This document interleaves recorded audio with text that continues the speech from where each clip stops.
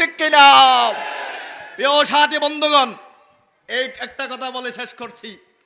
আপনারা বলুন, আজকে এশারের নামাজ কে পড়াইছে? জানা আছে?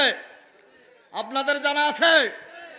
আজকে এশারের নামাজ পড়াইছেন আমাদের মোহতারাম আজকের সমাবেশের প্রধান অতিথি। স্পষ্ট করে বলতে চাই, যারা জানাজার মাঠের ইমামতি করবে, যারা মসজিদের নামাজ পড়াবে, যারা জুমার মসজিদের খুতবা দিবে, তারাই আগামী সংসদ চালাবে।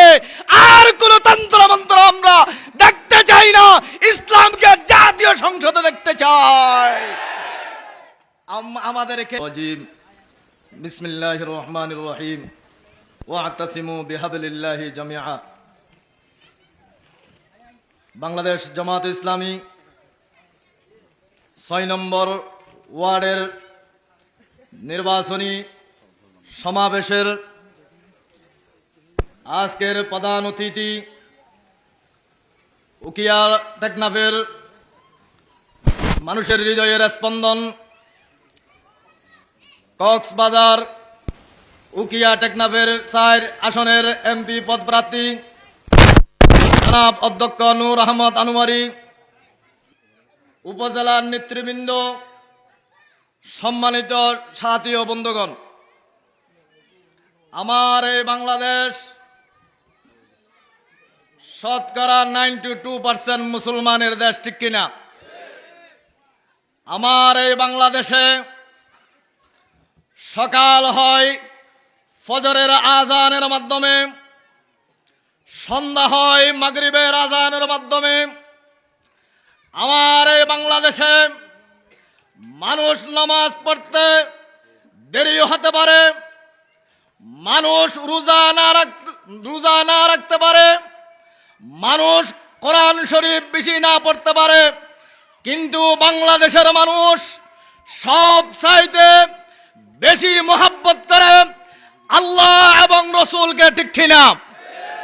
আমার এই বাংলাদেশে আমরা অতীতে দেখেছি, বাংলাদেশ যারা স্বাধীন করেছে, বাংলাদেশের মানুষের কেউ ভাগ্য পরিবর্তন করতে পারে নাই, ঠিক কিনা? আমরা স্পষ্ট করে বলতে চাই, আমার এই বাংলাদেশে যারা ক্ষমতায় গিয়েছে আমাদেরকে কিছুই দিতে পারে নাই। আমাদেরকে কোন আর রাজধানী গুম বাংলাদেশের মানুষের উপহার দিয়েছে। আমি স্পষ্ট করে বলতে চাই, আমরা আল কোরআনের আলো গড়ে গড়ে জালো, এটা পরিবর্তন করেছি।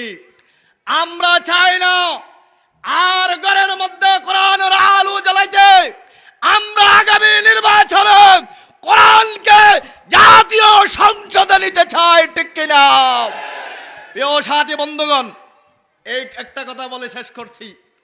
আপনারা বলুন, আজকে এশারের নামাজ কে পড়াইছে? জানা আছে?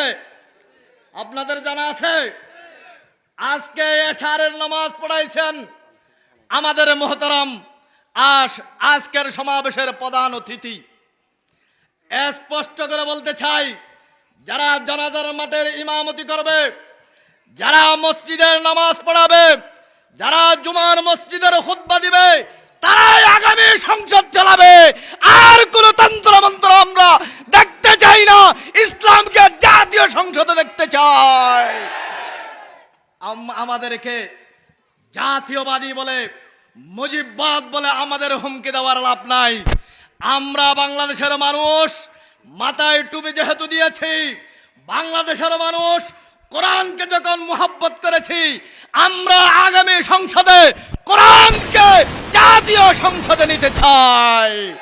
এই আশা ব্যক্ত করে আমার সংক্ষিপ্ত বক্তব্য শেষ করলাম। আসসালামু আলাইকুম ওয়া রাহমাতুল্লাহি ওয়া বারাকাতুহু।